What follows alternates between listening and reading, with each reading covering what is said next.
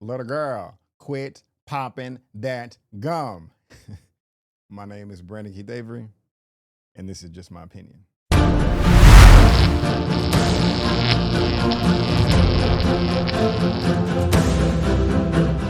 All right, everyone. Now we have Madea's Family Reunion, one of Tyler Perry's earlier films. This came out in 2006.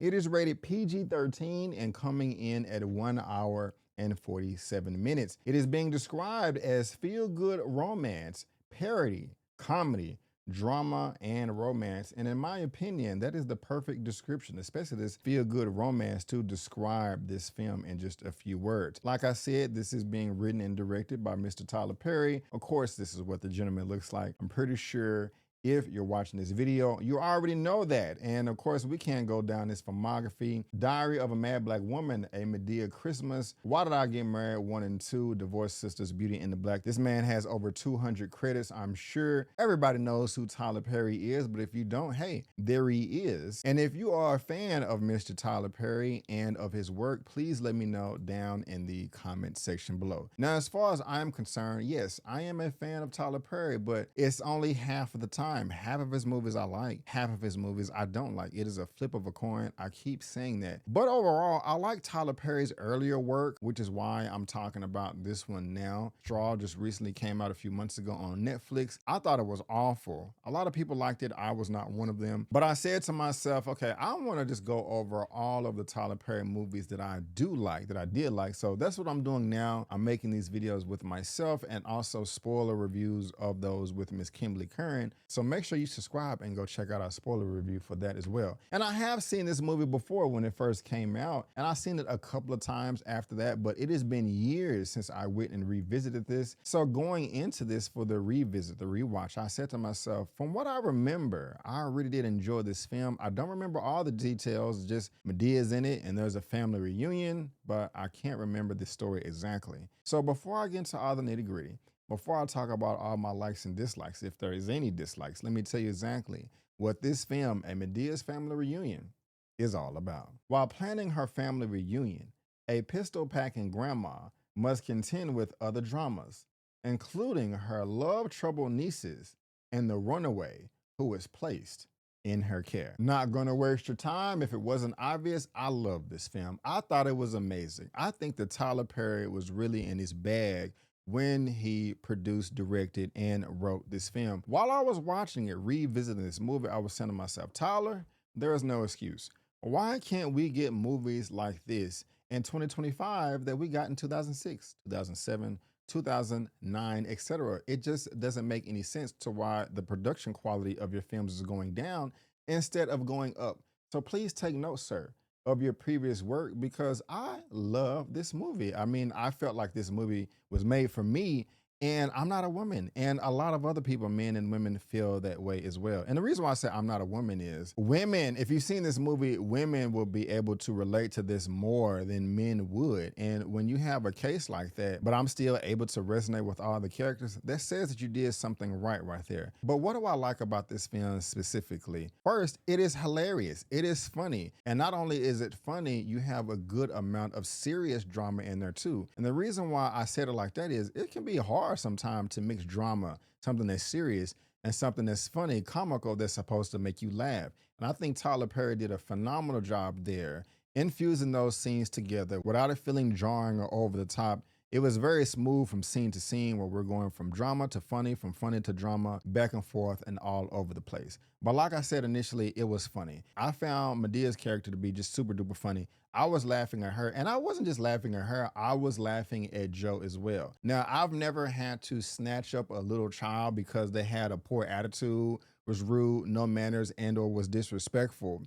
But when Tyler Perry's character Madea was manhandling baby Keke Palmer, Nikki, I was eating it all up. I was laughing like, yes, this little girl, she needs to be taught a lesson, okay? Put her in her place respectfully. Don't abuse a child, but I love the energy that you're dishing out right now. It's just funny to me. And also, Madea and Joe, they are brother and sister in this Tyler Perry cinematic universe between movies and television. And there is a sibling rivalry. We all know that brothers and brother sisters, sister siblings don't always get along. They love each other, but they can hate each other too. And the back and forth banter between Madea and Joe, I found hilarious as well. Joe is like, hey, Madea, why are you trying to tell that girl to go to college? You know how much college costs to be a lawyer? Well, Joe, if you can just do us all a favor and die, maybe we can use your insurance money.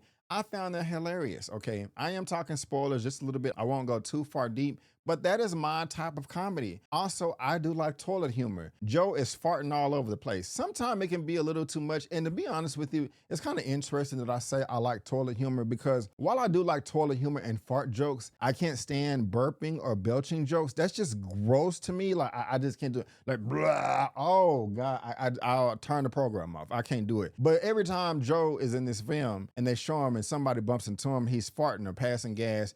And I just find that funny. I find that hilarious as well. Like I said, all the other jokes and banter that Madea delivers in this film, I find it funny.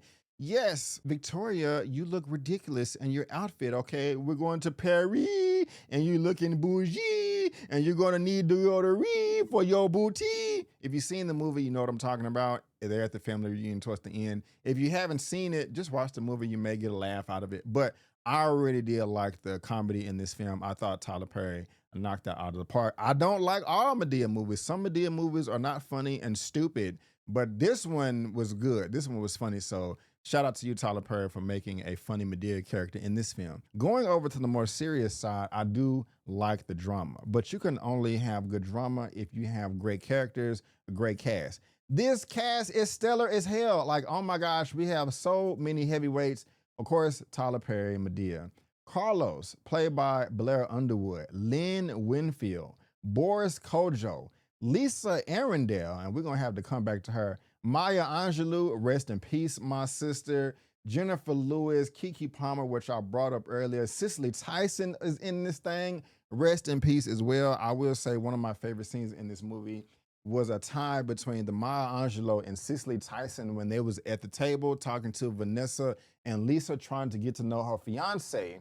And also, well, I'll talk about my other favorite scene in just a second, but the cast is stellar. The acting is phenomenal. Got me emotional a number of times. And I will have to say, Miss Lisa Arundel, who played Vanessa, where in the hell is this woman?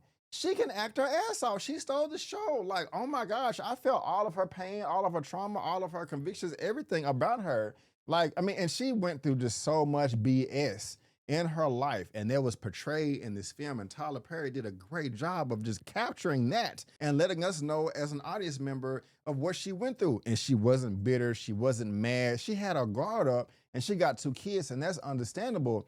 But I loved her character. And out of all the trials and tribulations that she went through, she is still pushing on strong and leaving the door open for a possibility of happiness and finding true love that's going to last her to the end of time. And some people give up on life and say, F it, my life is horrible, my life is trash. I'm not going to try to better it and put the past behind. I'm going to try to make everyone else's life around me as miserable as well. Misery does like company, but that she was not getting that infection. Miss Vanessa in this film, played by Lisa Arundel. I mean, she was phenomenal. I loved her character in this movie. Tyler Perry, keep hiring her again, make her come back. And I checked out her filmography. She has done some shorts recently, but it's a shame why she is not in more work, because she did a hell of a great job in this film.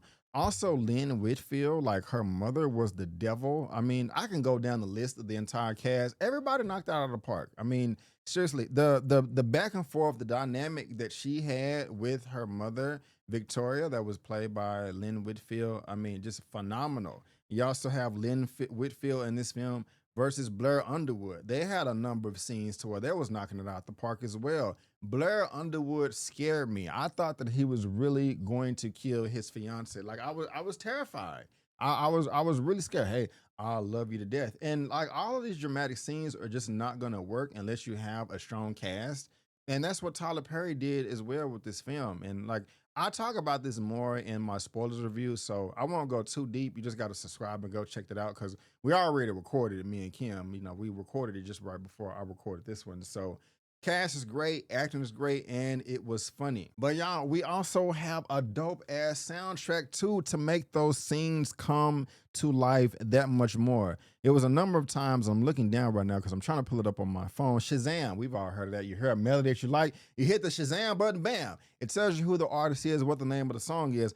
I did that a few times, and we have You For Me, the wedding song by Johnny Gill that was played at the very end. That was a banger. We also have Shaka Khan in here and Jolie Every Day. They played at the family reunion. That is another banger. But also Wounds in the Way by Rochelle Farrell, if I said your name correctly. And look at all the Shazams and stuff that I got there so far.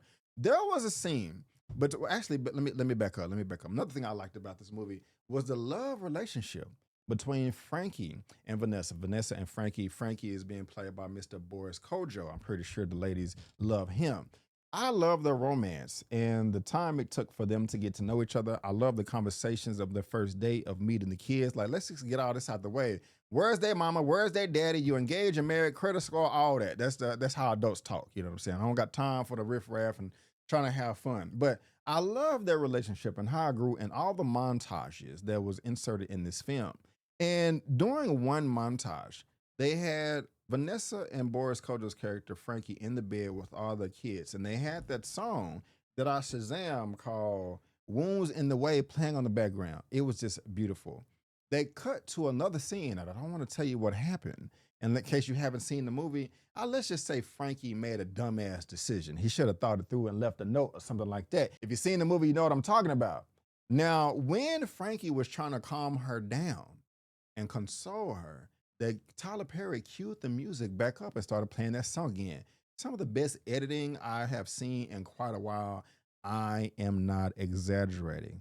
This is a fairy tale. I love the ending. It was beautiful. It was funny. This was just all around a great movie. I don't have anything to complain about.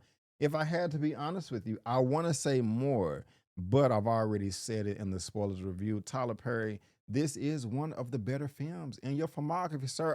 Jennifer Lewis in here, Paris. Like, I mean, it's funny. It's funny. I mean, like, I love Jennifer. I love everybody. Tyler Perry, you winning. You really are winning, sir. You should be proud of yourself. I really like this, man. Like, can we get more movies like this in 2025? I don't want to see no more straws or acrimonies or duplicities or fall from grace. Give us Madea's family reunion. Give us some 688s and stuff like that. And so, guys, again, I did a spoiler review with What's Good Kimberly. Subscribe to her channel too, link in the description. We talk about this movie for like a little over an hour, and it was a lot of fun. And I'm having fun with this. I'm not a Tyler Perry hater. I like half of his films. Sometimes half of them I don't like. I'm gonna talk about the ones I like. Yeah, subscribe to my channel too. Here we are right here having a Tyler Perry marathon. Links to all my Tyler Perry reviews will be in the description box and pinned comments eventually. But guys, I want to thank you again so much for tuning in. And before you go, don't forget, I'm B. Avery. That's just my opinion. Peace out. And I will see you next time.